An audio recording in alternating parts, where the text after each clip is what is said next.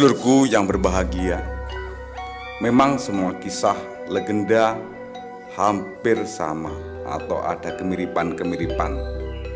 Babat Ponorogo tentang pendirian Kadipaten pun nanti kira-kira juga hampir sama dengan Babat Demak. Maka demikian juga cerita tentang Songgolangit dan Klono Sewandono ini juga ada kesamaan atau kemiripan dengan adanya Candi Roro Jonggrang. Entah hal itu terjadi kenapa.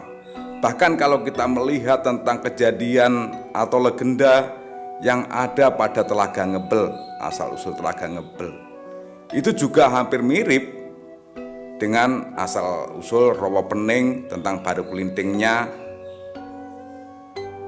Bahkan saya baru menemukan tentang asal-usul Telaga Ngebel versi lain, itu baru saja di buku Bambang Pajarprono. Ya, entah mengapa demikian yang terjadi. Rupanya kita juga harus mengungkap misteri-misteri semacam ini nantinya ke depan, supaya kisah atau legenda ini tidak gelap dan suram.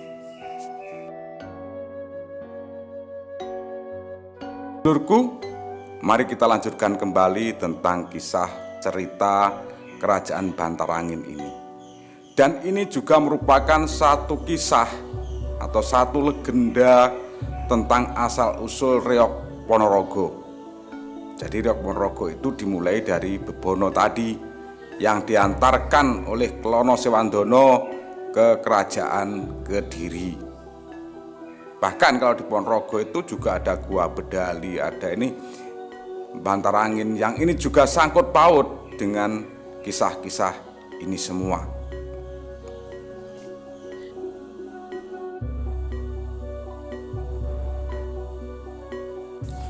Setelah lumpuh hilang kekuatan dari Singolodro, Singolodro minta tolong kepada Klono Wijoyo. Namun Klono Wijoyo tidak menggubris. Kemudian ia menuju kepada kakaknya, yakni Klono Sewandono. Klono Sewandono yang telah terluka, maka oleh Klono Wijoyo diusap dengan tangannya. Klono Sewandono pun menjadi sembuh seperti sedia kala. Namun luka bisa hilang, hanya saja di batuknya tetap ada bekas kuku macan yang tidak bisa hilang seperti orang burik.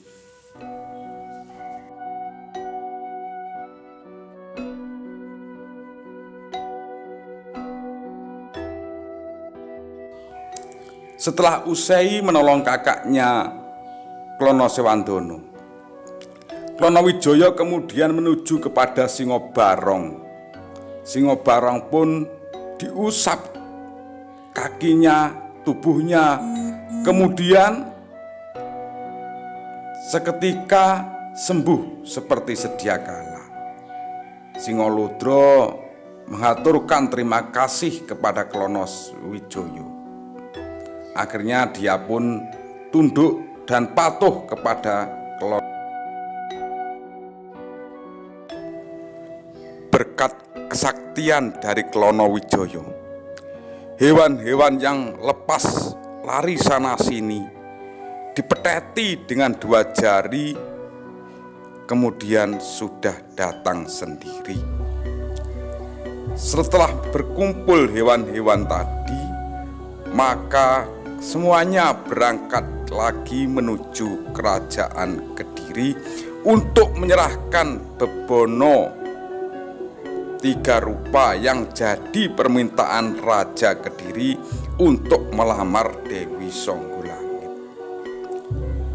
Bebono 3 rupa tadi sudah ditompo oleh Raja Kediri, tapi sangat disayangkan karena Putri Songgolangit hilang dari kerajaan.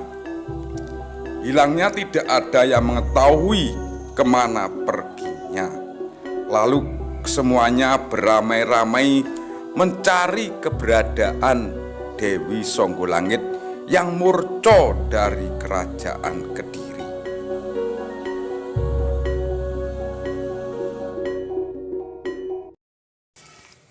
Setelah ditengok di Taman Kaputren, Raja Kediri menyatakan Dewi Songgolangit juga tidak ada. Kemudian mereka bersama mencari keluar ibu kota raja. Pencariannya hingga naik gunung, menuruni lembah, juga sampai ke desa-desa, tidak menemukan keberadaan di mana Putri Kediri yang cantik jelita itu. Pada suatu gunung, di sana ada goa yang tertutup oleh semak belukar dan bebatuan. Batu itu pun ditotok-totok dengan tangan oleh Singoludro. Batunya hancur lebur. Terlihat di situ Dewi Songgolangit sedang duduk bersimpuh di sebuah goa tersebut. Klono Sewandono gembira hatinya. Lalu Dewi Songgolangit dirayu-rayu untuk diajak kembali agar mau diboyong menuju kerajaan Bantar Angin sebagai permaisuri. Tetapi dia tidak mau menjawab sedikit pun. Bahkan menengok saja ke arah Klono Sewandono, Dewi Songgolangit ini tidak mau. Hal yang demikian inilah yang membuat murka dari Klono Wijoyo, karena merasa disepelekan. Bagaimanapun Klono Sewandono juga dirinya adalah dari kerajaan besar Bantar Angin. Karena murka yang tidak tahan, maka Klono Wijoyo berujar dalam bahasa Jawanya, "Wong dijak caturan sekecap wae kok ora mangsuli, mung bisu kaya watu." Maka ucapan sabda dari Klono Wijoyo tersebut menjadi kenyataan. Dewi Songgolangit yang rupawan pun berubah menjadi batu berwujud arca yang cantik rupanya.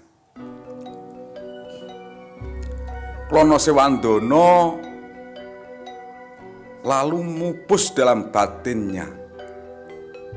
Itu sudah menjadi kehendak Tuhan, sudah menjadi takdir dan catatan. Maka dia berkata, "Ya, bagaimanapun kalau sudah bukan jodoh, ya tidak akan bisa berdamping."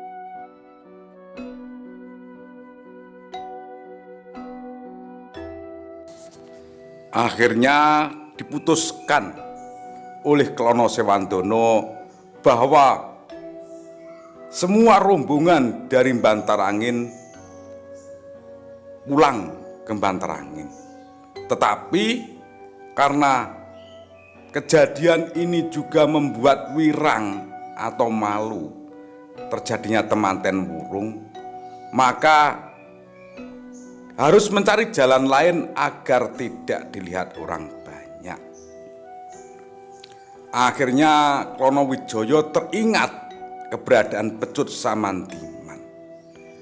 Pecut tersebut kemudian dipukulkan pada sebuah batu, maka menjadilah goa. Akhirnya rombongan Bantar Angin lewat goa tersebut. yakni sekarang bernama Goa Selo Mangleng.